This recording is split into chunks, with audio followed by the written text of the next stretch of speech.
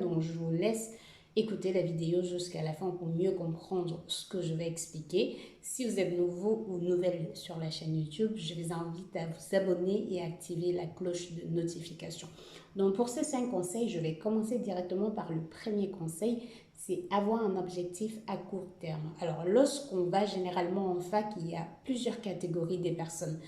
On va situer 3 catégories. Donc, on va dire qu'il y a des personnes qui sont allées en faculté parce qu'ils ont fait le choix d'aller en faculté. Il y a des personnes qui ont fait les concours ou qui ont choisi, par exemple, d'aller dans les écoles d'ingénieurs et ils n'ont pas réussi, donc ils se sont retrouvés en fac. Il y a des personnes qu'on a vraiment forcées ou qu'on va dire qu'on a obligé par exemple les parents et tout le reste, ou qu'on a juste orienté par exemple pour aller en faculté. Donc maintenant, dans ces 3 catégories, les personnes déjà qui ont choisi d'aller en fac ou des personnes qui ont arrivé en fac on va dire par deuxième option, et des personnes qu'on a obligées, on va dire que la motivation est vraiment un peu décroissante à l'un de ces différentes personnes-là. Mais toujours est-il que la motivation peut être décroissante ou presque nulle parfois pour la majorité de tous les étudiants, même s'ils ont fait le choix d'arriver en faculté. Alors ce premier conseil, il faut avoir un objectif à court terme. Lorsque vous choisissez d'aller en faculté, il faut vous dire que si je vais là en faculté, même si je ne vais pas faire 5 années ni 3 années pour avoir la licence, quand je dois terminer la première année, il me faut terminer avec quelque chose d'intéressant. C'est-à-dire que terminer la première année, décider d'arrêter après la première année, ayant compris pourquoi est-ce qu'on a fait la première année, c'est différent de terminer la première année en abandonnant parce qu'on n'a pas eu d'autre choix. Donc, si vous mettez votre objectif à court terme en disant « je veux bien finir ma première année, je veux valider au moins 5 matières par exemple sur 6, je veux valider au moins 3 matières sur 6 », ça va être cet objectif-là vraiment à court terme qui va vraiment définir ce qu'il y a à faire dès le départ. Et ça va vous faciliter la tâche et ça va vraiment vous aider à vous concentrer sur quelque chose que vous avez fixé et que vous voulez respecter. Mais toujours est-il qu'il faut avoir cet objectif-là et l'écrire, l'accrocher quelque part et dire sur ce semestre, je veux valider minimum 3 matières, minimum 4 matières. Vous voyez qu'à la fin, vous pouvez ne valider que 2 matières, vous n'allez peut-être pas valider toutes les matières, mais au moins si vous avez fixé votre objectif, ça va être beaucoup plus intéressant. Deuxième conseil, il faut être informé. Parfois, lorsqu'on arrive en faculté, on se dit que c'est comme le lycée et alors les gens, généralement, quand l'enseignant va venir faire le cours, on va continuer un peu. Vous voyez, au lycée, on vous obligeait en quelque sorte à faire les exercices, il fallait préparer. Il y avait quelqu'un derrière vous, par exemple, pour vous dire voilà ce qu'il faut faire, voilà ce qu'il ne faut pas faire. Alors là, maintenant, ce n'est pas du tout le cas et vous êtes un peu votre propre responsable. Donc l'information ici, ça va être vraiment quand je travaille sur quelque chose et que je ne comprends pas, comment est-ce que je fais? On peut choisir à ce moment-là d'aller directement, par exemple, travailler avec une personne, d'aller directement travailler avec d'autres étudiants. On peut aussi choisir à ce moment-là d'aller sur Internet, trouver les réponses, par exemple, aux questions qu'on n'a pas de réponse. Et c'est à ce moment-là que je parle de l'information. On peut également choisir de contacter un pour dire que bon voilà, on ne comprend pas quelque chose. Donc pour ici, on va dire que j'ai parlé de chercher l'information, on peut aussi dire aller vers les solutions, même quand on n'arrive pas à trouver. Donc toujours est-il que il faut vraiment prendre le temps de s'informer sur les matières que vous avez, sur ce qui vous attend dans le programme, c'est-à-dire vraiment prendre l'avance sur le programme. Et c'est de ça c'est ça en fait que j'appelle l'information. Troisième point, ou troisième conseil qui est vraiment hyper important, ça va être votre emploi de temps. Comme je disais dès le départ, quand vous arrivez en fac, que vous êtes généralement abandonné à vous-même, vous pouvez avoir l'illusion de vous dire bah, ok, j'ai beaucoup de temps, alors je peux faire ce que je veux, mais c'est ça le piège. Le piège, c'est que vous avez relativement exactement le même nombre de matières que les étudiants qui sont peut-être dans les écoles d'ingénieurs. Vous n'avez pas peut-être la même pression en termes de projet, mais je peux vous dire que le volume horaire que vous avez pour les matières que vous avez à faire parfois, ça peut être relativement la même chose. Donc, ce qu'il faut éviter, c'est de se dire j'ai le temps, alors si je pars faire le coup, je reviens, je continue de faire ce que je veux, quand je veux. Mais non, il faut faire un emploi de temps. Dans votre emploi de temps, il faut vraiment mettre chaque moment avec quoi, qu'est-ce que vous allez faire et délimiter le temps par exemple de distraction, le temps pour apprendre et mettre dans votre programme chaque matière. Alors, je reviens encore à travers le premier conseil, j'ai parlé de fixer l'objectif à court terme. Si votre objectif, c'est vraiment de valider que 3 matières, vous pouvez mettre dans votre emploi de temps ces 3 matières-là. Mais toujours est-il qu'il faut vraiment mettre un emploi de temps que vous allez respecter en gardant en tête que vous avez mis un objectif à court terme et ça va vous aider à viser par rapport aux objectifs que vous avez fixés dès le départ. Donc l'emploi du temps est capital et c'est quelque chose qui vous oblige à un moment donné peut-être à être autodiscipliné. Je sais que l'autodiscipline, c'est quelque chose qui est vraiment complexe. Même pour moi encore, c'est souvent compliqué.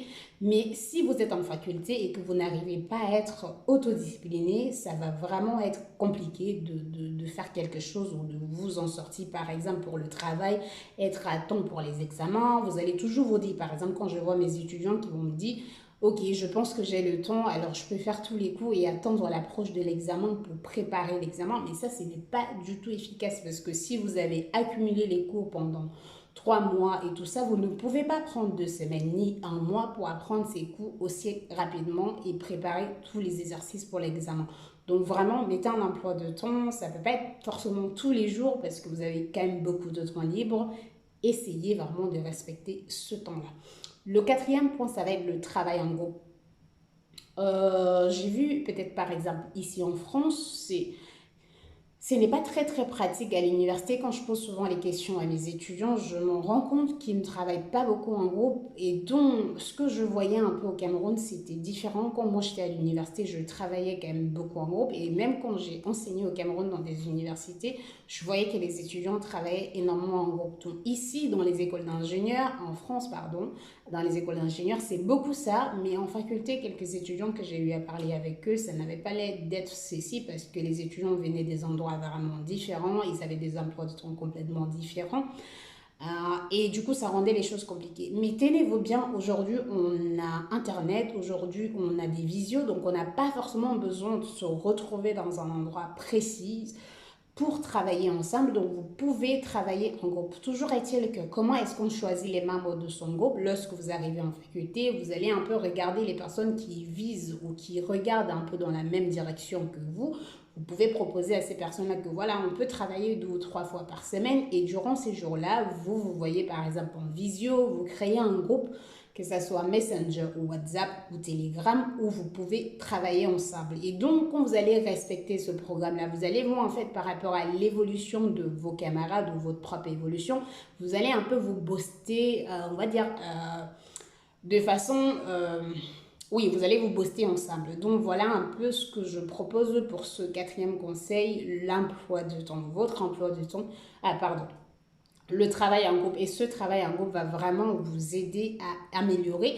Et même, vous voyez justement dans le cas de la recherche d'informations que je vous disais d'aller vers les autres pour demander, dans ce cadre justement, vous allez vous en rendre compte que quelque chose que vous n'avez pas compris, quelqu'un va être capable de vous expliquer beaucoup plus clairement si vous travaillez dans un groupe ensemble et que la personne est beaucoup plus apte à vous expliquer quelque chose et ça va être pareil pour vous quand vous comprenez très bien quelque chose, vous pouvez expliquer beaucoup plus facilement à cette personne-là. Maintenant, on va passer au dernier cas. Le dernier conseil encore, c'est avoir l'objectif à long terme. Alors, bien évidemment, comme j'ai dit au départ, les 4 premiers conseils, c'était vraiment quelqu'un qui vient en faculté, il s'est dit, de toutes les façons, je vais faire au moins cette année. Alors, cette année, qu'est-ce que je fais? La personne doit suivre ces 4 conseils pour ne pas terminer et avoir l'impression d'avoir perdu son temps. Mais maintenant, le quatrième conseil, c'est vraiment pour des personnes qui sont allés en faculté et ont envie de terminer au moins une licence, au moins un master ou un doctorat.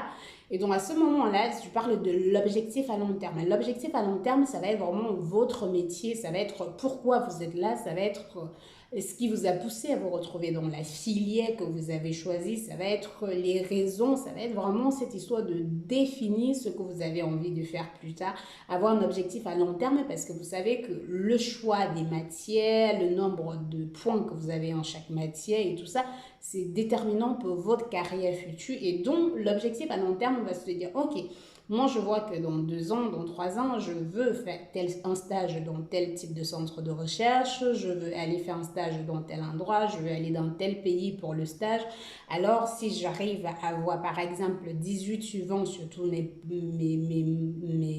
matières de mathématiques, ou si j'arrive à avoir tel nombre en biologie, ou si j'arrive à avoir telle autre chose en physique, ça va me faciliter la tâche pour obtenir, par exemple, une bourse ou pour obtenir par exemple le séjour pour aller là où je choisis. Et dans cet objectif-là, où ça va être exactement pareil, je veux bosser dans tel endroit, alors je vais viser ça et je veux par exemple quitter de la faculté pour aller dans une école d'ingénieur, je veux aller dans un autre pays pour faire les études et ça va être vraiment cet objectif-là qui veut dire, ok, je ne suis pas là juste pour valider, je ne suis pas là juste pour avoir des notes et passer d'une année à l'autre, je veux avoir des moyennes très très élevés parce que ces moyens-là vont justement me permettre d'atteindre cet objectif à long terme qui représente carrément ou plutôt le cap de la carrière lorsqu'on va choisir justement.